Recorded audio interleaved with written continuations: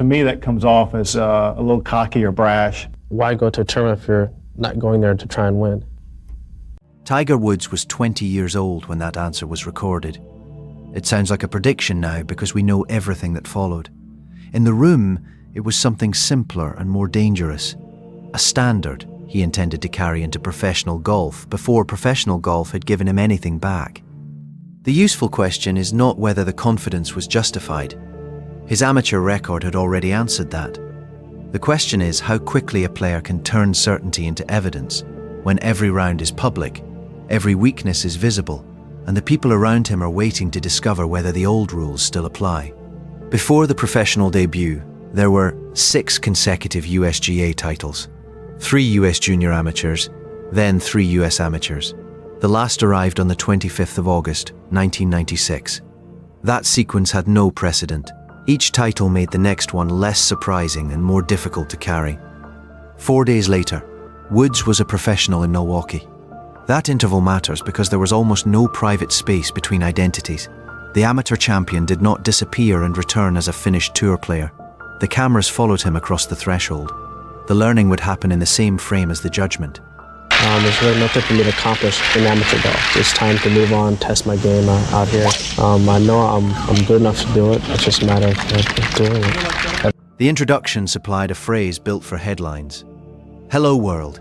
The golf was less tidy. Woods finished tied for 60th. Spectacular enough to make a hole-in-one, and ordinary enough to discover how much work remained. Raw speed, low shots and recovery imagination were already visible.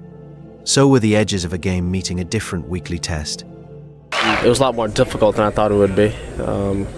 With the media attention and just the fact I haven't got a chance to rest yet. The attention was not background noise. It changed the conditions of the work. A professional debut normally asks a player to learn courses, travel, fields and consequence. This one also asked him to carry a global story. The image was arriving faster than the evidence, which meant every imperfect round could be mistaken for a verdict. Listen to what he chose to say after that first week. Not that the expectations were unfair. Not that finishing 60th proved the move had come too soon. He named positions in the swing, the putter and the mental decisions that had held up. Confidence, in this version, was not the absence of criticism. It was permission to diagnose the next problem without changing the destination. A little loose at times. I need to tighten up at a few spots, a few positions I need to check on. And obviously my putter. But overall, mentally, I thought I played very well this week. I thought my way around. The finishes began to move almost immediately. Tied 60th, then 11th. Tied 5th, tied 3rd. 4 starts created 4 different lessons, but the direction was unmistakable. He was not waiting for one miraculous week. He was shortening the distance between seeing a problem on Sunday and bringing a better answer to the next tee. The 5th start was in Las Vegas. After the opening round, Woods was tied for 97th in a 90-hole event. That position makes the eventual result more useful than a simple origin story. The first win did not begin with the field yielding. It began with a player far down the board, still applying the same belief to a messier route. By the 6th of October, he was in a playoff for the title. 38 days had passed since the professional debut. The speed catches the eye. The visible correction explains it. Different courses, better finishes, more rounds in the 60s, and fewer signs that the first week's problems were permanent.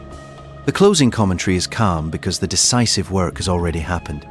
A safe iron, the middle of the green, 2 putts.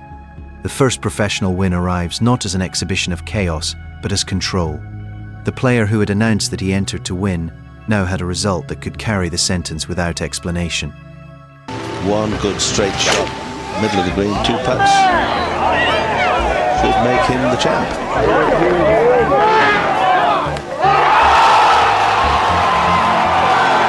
Well, that's fairly convincing, would you say? And the first win did not stand alone. Across his first 8 professional starts, Woods won twice, finished 3rd twice, and produced 5 consecutive top 5 finishes. He shot in the 60s in 22 of 31 rounds, with 7 rounds of 66 or lower. The evidence was no longer one Sunday. It was repeatability arriving at extraordinary speed. 30 years later, The USGA put his name on the US Amateur Medal and the US Junior Amateur Trophy. The honor begins with those 6 titles. It also catches something else from 1996. The gap between amateur dominance and professional proof barely had time to open. Go back to that first answer. He wanted to win. Milwaukee showed him what still needed work.